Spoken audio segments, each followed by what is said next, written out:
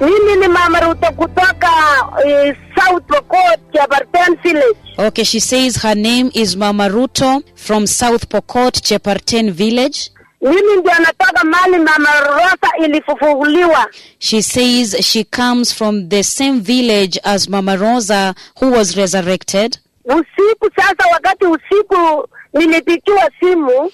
When she was called on the night Mama Rosa died.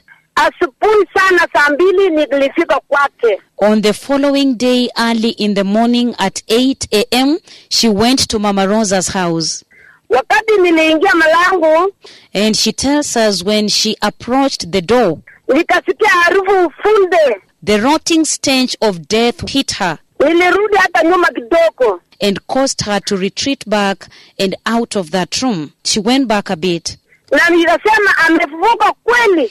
And then she asked herself, has she really resurrected? Kwa sababu ya ufunde na harufu. She says the reason why she asked herself that question, has she really resurrected, is because of the stench of death that hit her when she approached the door to the house. Nikaenda moja kwa moja mpaka mali yeye iko. And then she went right straight to where Mama Rosa, who had just been resurrected a while ago, was lying. Nikapata anapumua. And then she says she found that Mama Rosa was breathing. Lakini macho alikuwa nyeupe bado. But the eyes were still totally white. Ni macho ni nyeupe kabisa. She says the eyes were very, very white. Hata uso yake ni tofauti sana kama ya mwanadamu. And then the face was totally different, not like any face for a human being.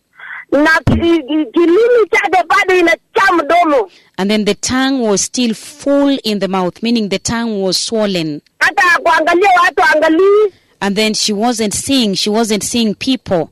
Sasa alinuka hiyo siku. And then Mama Ruto tells us that on that day, when Mama Rosa had been resurrected, on that following morning, she was still stinking, the rotting stench of death. So hata chioni ananuka. And the stench of death continued even till evening. Hata asije kesho ananuka.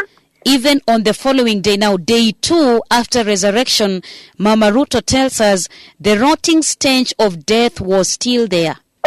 Siku 3 ndio alikuwa ananuka. So for 3 days, Mama Ruto testifies and says, Mama Rosa was still stinking, the terrible, strong stench of death. Sasa Alhamisi asubuhi.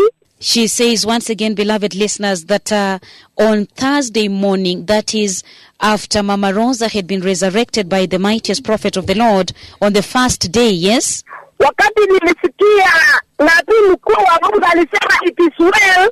She had heard that the mightiest prophet of the Lord had said it is well.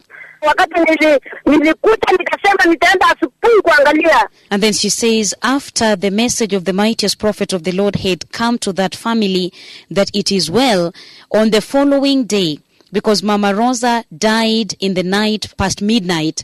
So a few hours later at 8 in the morning, that is when Mama Ruto said, let me go and see. Let me go to the house of Mama Rosa and see. Alafu sasa wakati niliingia mlango yake. She says when she just approached the door to the house of Mama Rosa, nikasikia ufunde na harufu mbaya sana kama mtu ambaye amekufa. Mama Ruto says when she approached the door to the house of Mama Rosa, a very, very strong stench of rotting dead corpse hit her. Sasa wakati sasa nilisikia hiyo harufu ya maiti, nikarudi nyuma nje tena kwanza. Once again, beloved people, Mama Ruto is saying when she went to Mama Rosa's home, Mama Rosa's house, on that Thursday morning, day 1 at 8 in the morning, when she just approached the door to the house of Mama Rosa, a very, very strong stench of rotting dead corpse hit her and caused her to retreat back and out of that room. Na nikasema na kweli imefufuka. And then she asked herself, is it true? Is it true that surely she has resurrected?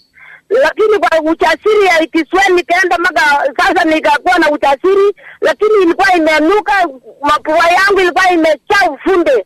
She says she just had to gather some courage really, because the man of God, the mightiest prophet of the Lord, had said it is well, in order to enter that room.